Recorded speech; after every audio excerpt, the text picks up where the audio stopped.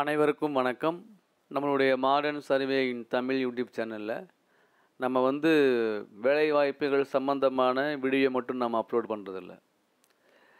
தமிழக அரசாங்கம் வெளியிடக்கூடிய மிக முக்கியமான அரசு ஆணைகளையும் நீதிமன்றம் மூலமாக வெளியாகக்கூடிய மிக முக்கியமான தீர்ப்புகளையும் நம்ம முறையாக அப்லோட் பண்ணிட்டே இருக்கோம். உங்கள் அனைவருக்குமே தெரியும்.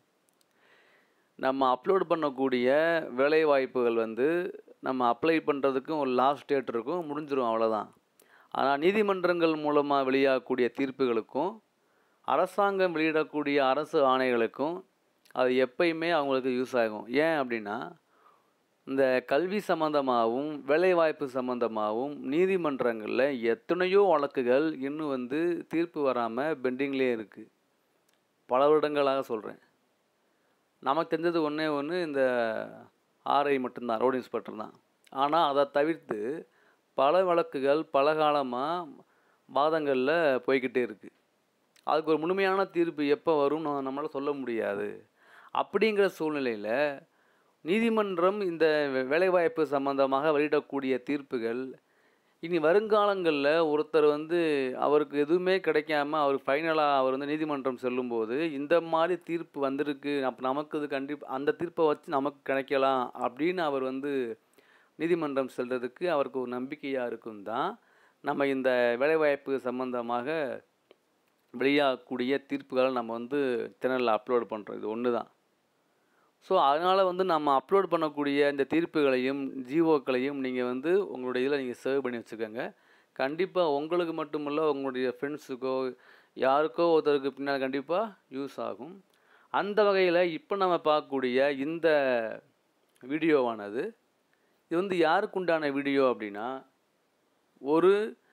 ஒரு கவர்மெண்ட்லேயோ இல்லை ப்ரைவேட் செக்டார் பப்ளிக் செக்டார் யூனிட்லேயோ இல்லை ஒரு இடத்துலையோ ஒரு பதவிக்காக அப்பாயின்மெண்ட் பண்ணப்பட்டு அவங்க அந்த பதவிக்காக ஊதியம் வாங்கிக்கிட்டு இருக்கிற நேரத்தில் தேவைக்கு அதிகமான ஆட்கள் இருக்காங்கன்னு சொல்லி அவருடைய பதவியை தரமிறக்கி அவருடைய ஊதியத்தை குறைச்சாங்க அப்படின்னா, அப்படி குறைக்கக்கூடாது, அது தவறுன்னு சொல்லி நீதிமன்றம் வெளியிட்ட ஒரு மிக முக்கியமான ஆணை தான் இது, தீர்ப்பு தான் இது. அப்போ இந்த தீர்ப்பு வெளியான நாள் என்ன அப்படின்னா 10/4/2024. இந்த தீர்ப்பு யார் தீர்ப்பை இப்போ இது பண்ணாங்கன்னா, அண்ணாமலை யூனிவர்சிட்டி மூலமாக. அண்ணாமலை யூனிவர்சிட்டியில் எக்ஸ்ட்ரா இருக்காங்க ஸ்டாஃப்ஸுன்னு சொல்லி 9450 பேர்.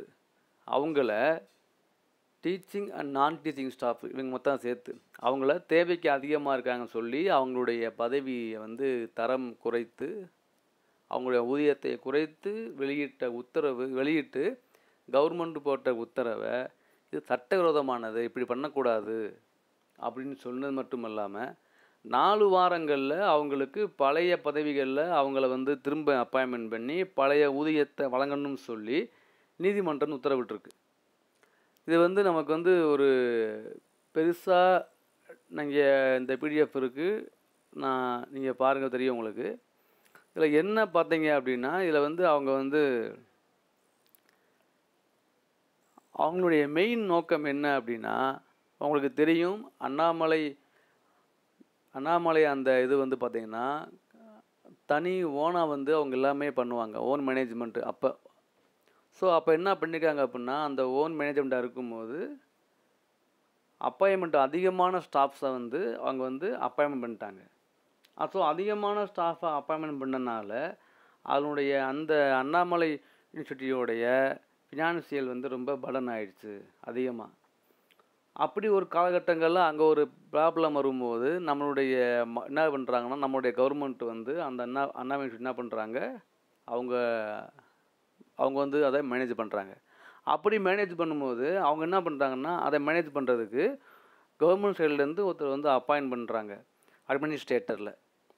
அப்படி அப்பாயின்மெண்ட் பண்ணும்போது அவங்க என்ன பண்ணுறாங்கன்னா, அவங்க எவ்வளோ ஸ்டாஃப்ஸ் இருக்காங்க அப்படின்னு என்ன பண்ணுறாங்க, அப்பாயின்மெண்ட் பண்ண ஸ்டாஃப்லாம் யார் அவங்களுக்கு எவ்வளோ சேலரி, ஒவ்வொருத்தவங்களும் எப்போ அப்ளை பண்ணாங்க, எப்படி அப்ளை பண்ணாங்க அப்படின்னு என்ன பண்ணுறாங்க, ப்ராப்பராக பார்த்து என்ன பண்ணுறாங்கன்னா அவங்க என்ன பண்ணுறாங்கன்னா, அந்த அதிகமாக சொல்கிறாங்களே இருப்பாங்கன்னு அவங்க என்ன பண்ணுறாங்கன்னா, அந்த அண்ணாமலை யூனிவர்சிட்டியில் பல்வேறு பல்வேறு பதவிகளில் பல்வேறு இதில் ஒர்க் பண்ணக்கூடியவங்களில் அதிகமாக அங்கே போஸ்டிங் போக அதிகமாக உள்ளவங்க என்ன பண்ணுறாங்கன்னா எடுத்து கவர்மெண்ட்டினுடைய அண்டர்டேக்கிங்கில் உள்ள கவர்மெண்ட்டு காலேஜஸ்ஸு, யூனிவர்சிட்டிஸு, செக்ரட்டரியேட்டு அப்படின்னு பல இடங்கள் என்ன பண்ணுறாங்க, அவங்கள அப்பாயின்மெண்ட் பண்ணுறாங்க.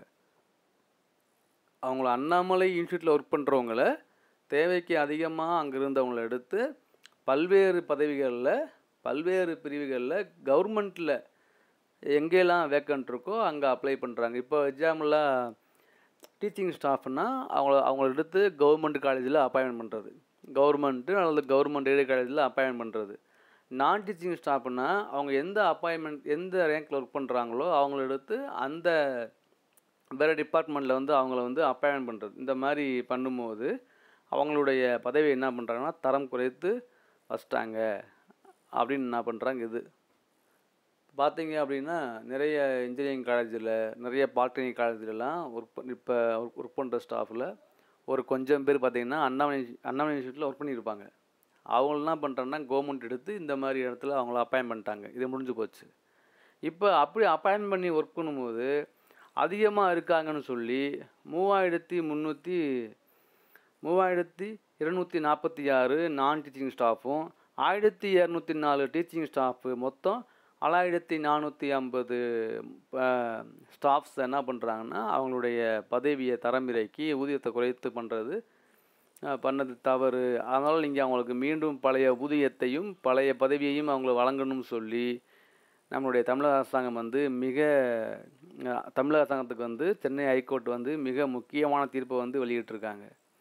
இது பார்த்தீங்க அப்படின்னா நான் மேலோட்டமாக பார்க்கும்போது நமக்கு தெரியாது.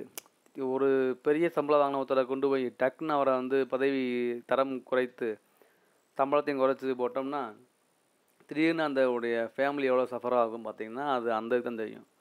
ஸோ நீதிமன்றம் எல்லாருமே சும்மா தேவைக்கு தான் செல்கிறாங்க, நீதிமன்றம் போகிறாங்க. சும்மா யாருமே பொழுதுபோகாமல் நீதிமன்றம் யாருமே போகிறதில்ல. அதனால் நீதிமன்றம் போனோடனே நீதிமன்றம் தீர்ப்பில் வர்றதுக்கு தாமதமாகலாமே, தாமதமாகும் அப்படின்னா நம்ம வேறு எங்கே போகிறது? நமக்கு ஒரு ஃபால்ட் நடக்குது, நமக்கு ஒரு நியாயமற்ற சம்பவம் நடக்குது. அப்போ நம்ம எங்கே போகிறது? கோர்ட்டுக்கு போனால் லேட்டாகுங்கிறதுக்காக நம்ம கோர்ட்டு போகாமல் இருக்க முடியாதுல்ல. ஸோ இப்போ எக்ஸாமில் ஆர்ஐக்கு பார்த்தீங்கன்னா ஆர்ஐ எக்ஸாமுக்கு கேஸ் நடக்குது. அந்த கேஸ்னால் அந்த ரிசல்ட் தள்ளி போகுது. ஓகே, அது ஒன்றும் மறுப்பு கிடையாது. அதனால எல்லாமே பாதிக்கப்படுறாங்க. IT, BE, then diploma.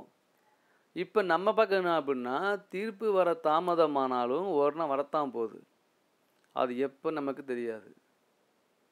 அப்போ பாதிக்கப்பட்டவங்களுக்கு முதலையே டிஎன்பிஎஸ்சி ஹைகோர்ட் இந்த தீர்ப்பை அவங்க ஃபாலோ பண்ணலை. ஸோ அப்பீல் போனது யாருன்னா டிஎன்பிஎஸ்சியும் அந்த பாதிக்கப்பட்ட மாணவர்கள் தான். பாதிக்கப்பட்ட மாணவர்கள் எப்படி கோர்ட்டுக்கு போனது எப்படி இதாகுமோ அதே நியாயமோ அதே மாதிரி இவங்களும் தங்களோட உரிமை பறிப்போதும் அவங்களும் கோர்ட்டுக்கு போனது நியாயம்தான். அது இதில் எது நமக்கு சூட்டபுளாக இருக்குன்னு முடிவு பண்ண வேண்டியது நீதிமன்றம் தான். ஸோ நீதிமன்றம் போனால் வரக்கூடிய தீர்ப்பு வெளியாகக்கூடிய காலங்கள் தாமதமாகலாம். ஆனால் நமக்கு வேறு வழி இல்லை. நமக்கு வழி இல்லை. இப்போ மோட்டர் வெஹிக்கிள் இன்ஸ்பெக்டர் தீர்ப்பு போய்கிட்டு இருக்கு. அவங்க வழியில் தான் கோர்ட்டுக்கு போனாங்க. அப்போ கோர்ட்டுக்கு போய் நமக்கு ஒரு நியாயம் கிடைக்கும் தான் எல்லாரும் போகிறாங்க.